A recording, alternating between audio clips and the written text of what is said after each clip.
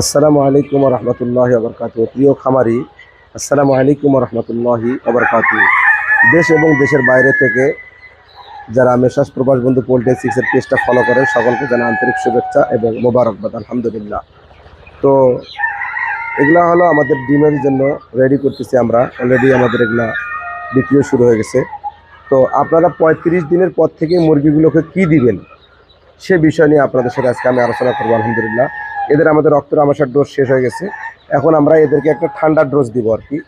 তো ঠান্ডার ডোজটা আপনি কেমন কেমন করে দিবেন, তো আমাদের যে বিশেষজ্ঞ ডক্টর আছে, ডাক্তার আতিক ভাই, উনি পার্সোনাল আমার এই খামারের কনসালটেন্টগিরি করেন। তো আলহামদুলিল্লাহ, তো আমরা এখন বর্তমানে দিচ্ছি যে টাইলোডক্সি প্লাস ছোটো বাচ্চার জন্য। ওটাতে আছে ডক্সিসাইক্লিন, ব্রোমোহেক্সিন এবং আছে টাইলোসিন ট্যাট্রেট। এটি এসিআই কোম্পানি। এটা আমরা 1 গ্রাম 2 লিটার পানিতে দিয়ে মোটামুটি আলহামদুলিল্লাহ এদেরকে আমরা একটা ডোজ করব মোটামুটি 4 দিনে। সাথে সাপোর্টিং হিসাবে আমরা একটা কিডনি টনিক দেবো ইনশাআল্লাহ।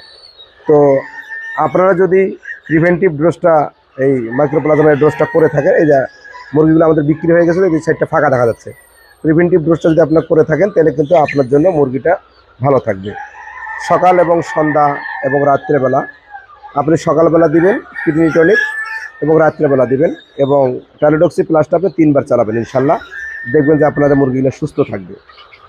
তাহলে আপনার মুরগিটা মানে লিটারগুলো যদি ভালো থাকে তাহলে আর সর্দিতে আক্রান্ত হবে না ইনশাআল্লাহ। তো সকলে ভালো থাকবেন ইনশাল্লাহ।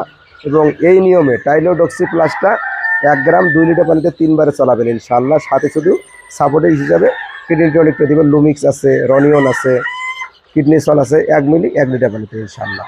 সকলে ভালো থাকবেন এবং 4 দিনের ডোজটা করবেন, মুরগিটা সুস্থ থাকবে ইনশাআল্লাহ। সকলে ভালো থাকবেন। আসসালামু আলাইকুম ওয়া রাহমাতুল্লাহ।